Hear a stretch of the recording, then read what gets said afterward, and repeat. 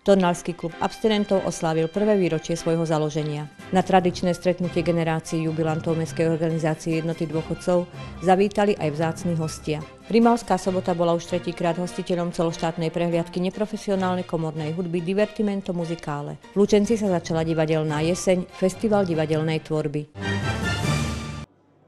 V sobotu 10. októbra oslávil Tornalský klub abstinentov svoje prvé výročie od jeho založenia. Na výročný snem, ktorý organizovalo občianske združenie A klub Tornaľa v priestoroch základnej školy Ferenca Kazinciho, pozvali zástupcov podobných klubov z celého Slovenska a ďalších hostí. Medzi nimi aj prezidenta Celoslovenskej asociácie klubov abstinujúcich Jána Dudoka či prednostu Mestského úradu v Revúcej Petra Baloga. Po našom založení v lani 10. októbra, keď sme sa rozhodli ísť touto cestou abstinencie, pomáhať ľuďom, pomáhať sebe a zviditeľniť toto hnutie, malo za súčasť aj návštevu v iných kluboch, u klubov, ktoré už rokúce desiatky rokov sú v tejto činnosti aktívni.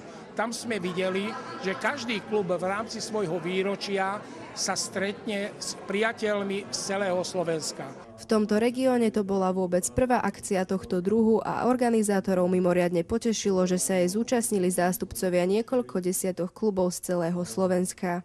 Po oficiálnom otvorení zazneli príhovory takmer všetkých zúčastnených vedúcich klubov abstinujúcich. Na Gemeri také ešte nebolo a už teraz môžeme povedať, že je. Takže toto bolo hlavne motivujúce, že na prvé výročie, aby sme pozvali všetkých priateľov z celého Slovenska. Som skutočne prekvapený, koľko je tých ľudí tu na. Zábava je naozaj vynikajúca aj bez toho alkoholu. Pán Kali, koľko ľudí tak odhadom je tu na? Okolo 100 zo 47 klubov.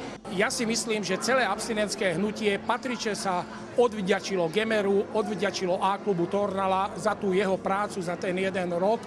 Celovečerný program sa vyznačoval bohatým kultúrnym programom, skvelou zábavou, chutnými jedlami a samozrejme abstinenciou alkoholických nápojov a výbornou náladou. Pripravili sme dobré jedlá, výborné pitie, čo sa týka nealkoholických nápojov, pripravili sme ovocie, pripravili sme zákusky, sladkosti, ale hlavne máme dobrú hudbu, známú skupinu Accent Live aj so speváčkou Monikou Stanislavovou.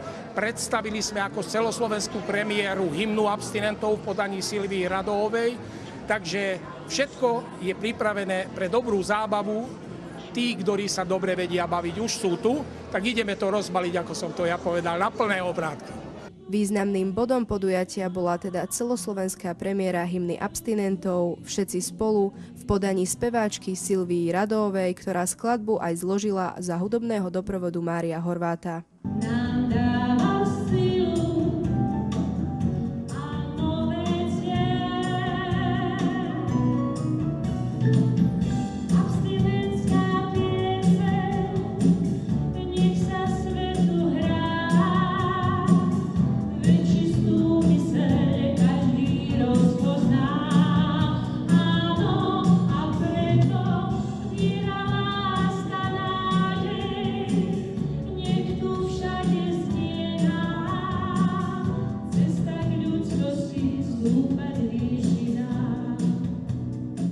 A po odznení hymny sa už naplno za doprovodu hudobnej skupiny Akcent rozbehla neviazaná a srdečná zábava, ktorá trvala až do skorých ranných hodín.